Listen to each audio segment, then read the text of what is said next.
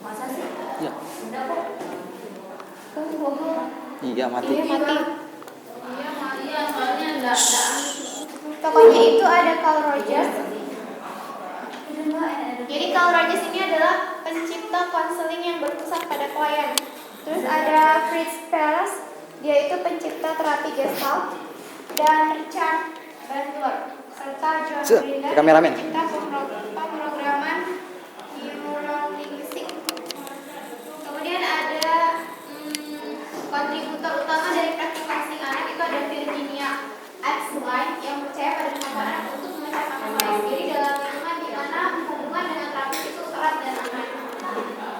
Ada juga tokoh Johann Oplinger yang mengombinasikan prinsip dan praktik terapi Gestalt dengan pemakaian media saat bekerja dengan anak. Kemudian latar belakang selanjutnya itu terapi perilaku. Seperti yang kita pernah dengar, tokoh B.F. Skinner dia mengembangkan ide memodifikasi perilaku di mana penguat digunakan untuk mempromosikan atau menghentikan perilaku tertentu. Selanjutnya ada terapi perilaku kognitif. Menurut Auerbach itu mengetahui bahwa ia dapat membantu orang mengubah keadaan emosionalnya dengan mengubah cara berpikir.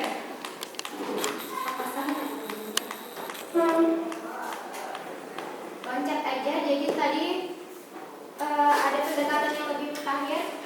Itu maksudnya dia memperkenalkan terapi permainan dengan batas waktu yang mendekatkan pada mencari solusi, alih-alih berfokus pada asal masalahnya. Kemudian dia latar belakang dan tindakan temporer selanjutnya itu ada gaya konseling. Perbedaan dasar yang penting pada gaya berhukum dengan apakah konselor itu bersifat mengarahkan atau tidak mengarahkan. Interpretatif atau non-interpretatif. Video. Oke, selanjutnya tujuan konseling anak. Jadi tujuan konseling anak itu ada dikelompokkan menjadi 4 tujuan tingkat 1, yaitu tujuan dasar, tujuan tingkat 2, tujuan orang tua, tujuan tingkat 3, tujuan yang dirumuskan oleh konselor, dan tujuan tingkat 4, tujuan anak. Penjelasannya.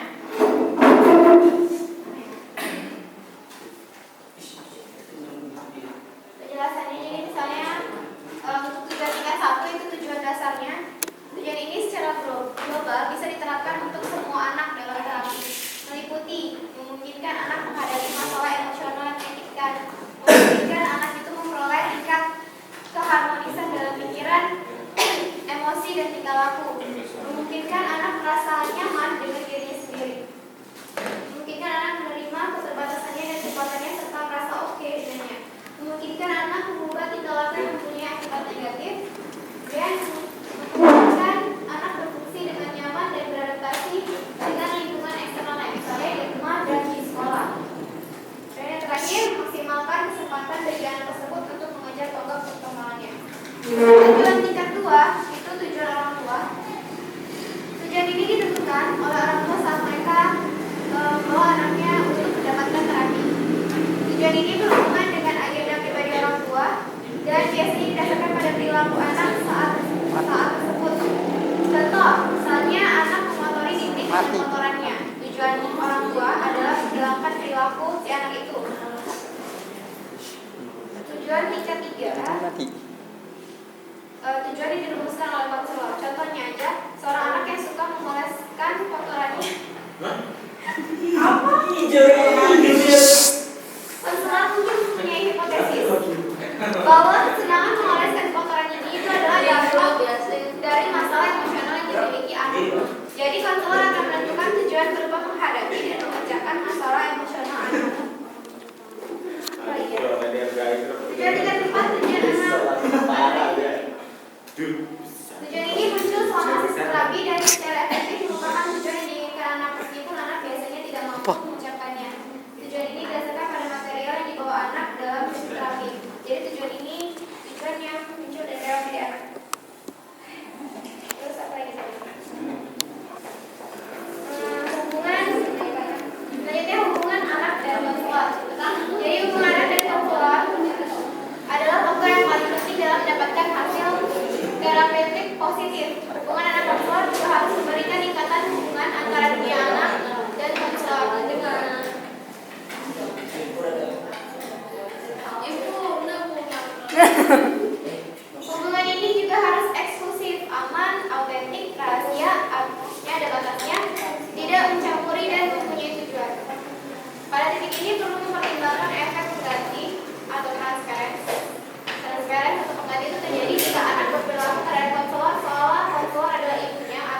soal yang bermakna baginya.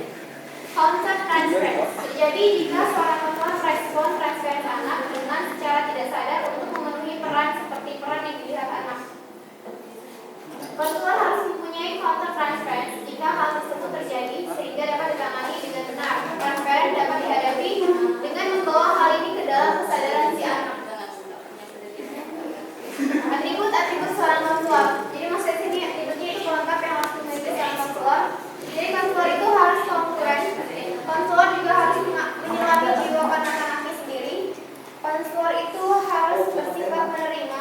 Yang terakhir konselor harus seorang fasilitator yang tenang dan stabil, yang tidak melakukan Aldi kan impulsi dan paksaan dia yang ngeprint tidak kan perlu. dia kan rumah buka Aldi kan rumah buka